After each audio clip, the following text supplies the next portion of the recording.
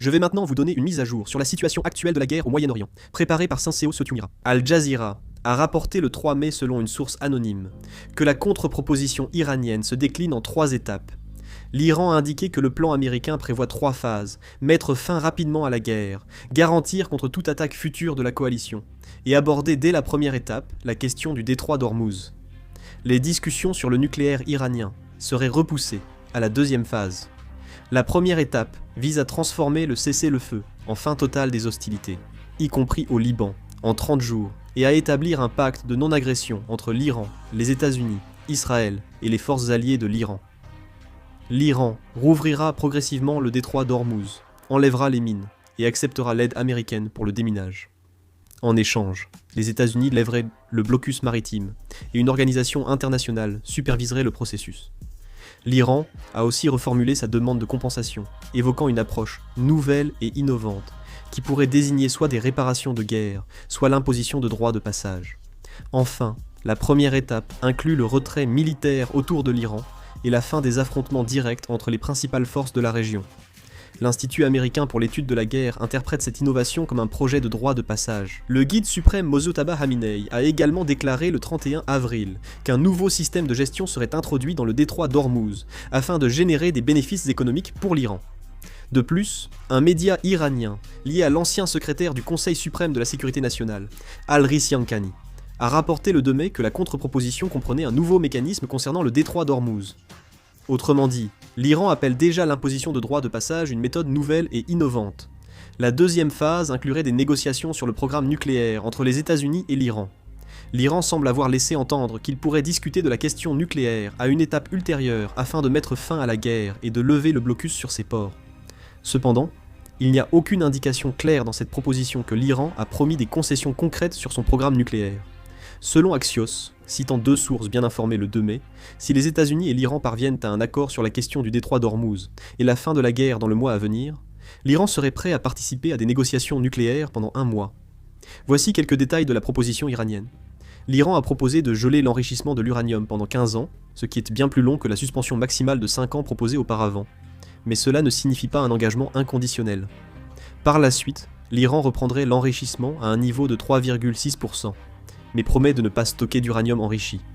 Cependant, l'Iran a refusé de démanteler ses installations nucléaires.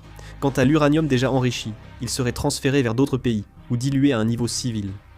La deuxième phase consisterait à coordonner un calendrier précis, et à démanteler progressivement, l'Iran exigeant la levée des sanctions économiques en échange de l'élimination de l'uranium enrichi. Enfin, la troisième phase viserait à organiser une conférence multilatérale pour instaurer progressivement la paix dans toute la région du Moyen-Orient. Le président Donald Trump a exprimé son insatisfaction face à cette contre-proposition iranienne et a adopté une position négative. Par ailleurs, un média affilié au corps des gardiens de la révolution islamique a rapporté le même jour que le Parlement iranien s'apprêtait à approuver un plan en 12 points permettant aux navires de traverser le détroit d'Ormuz. Selon ce plan, les navires appartenant à des pays hostiles pourraient être tenus de payer des réparations de guerre à l'Iran pour traverser le détroit. Il semble que la marine du corps des gardiens de la révolution islamique ait attaqué un navire dans le détroit d'Ormuz le 3 mai. Cette fois, un navire a été touché. Cela est interprété comme une tentative de maintenir les coûts du transport maritime et les prix du pétrole à un niveau élevé, afin de faire pression sur les États-Unis pour qu'ils fassent des concessions. Finalement, l'Organisation du commerce maritime a rapporté que plusieurs petits navires avaient attaqué un navire à environ 12 milles à l'ouest de Sirik, entre l'Iran et le détroit d'Ormuz.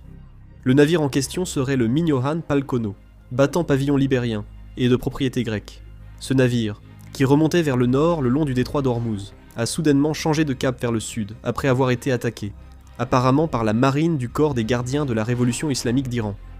L'organisation maritime britannique a confirmé que tous les membres d'équipage étaient en sécurité. Le Hezbollah a poursuivi ses attaques contre l'armée israélienne dans le sud du Liban.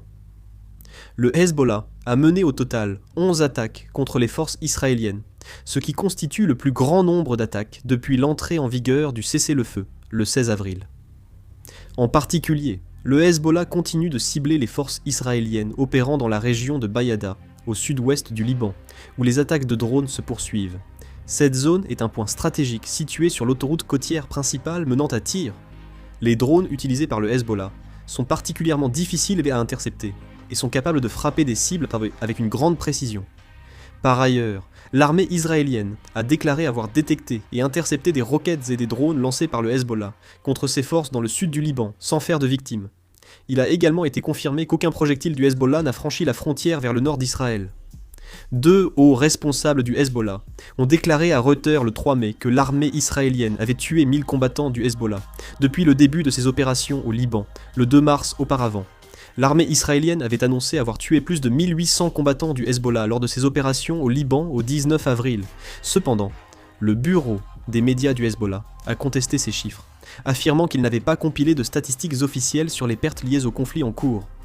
Nous continuerons à vous tenir informés et publierons une nouvelle vidéo dès que de nouvelles informations seront disponibles. C'est la fin de la vidéo. Merci. Là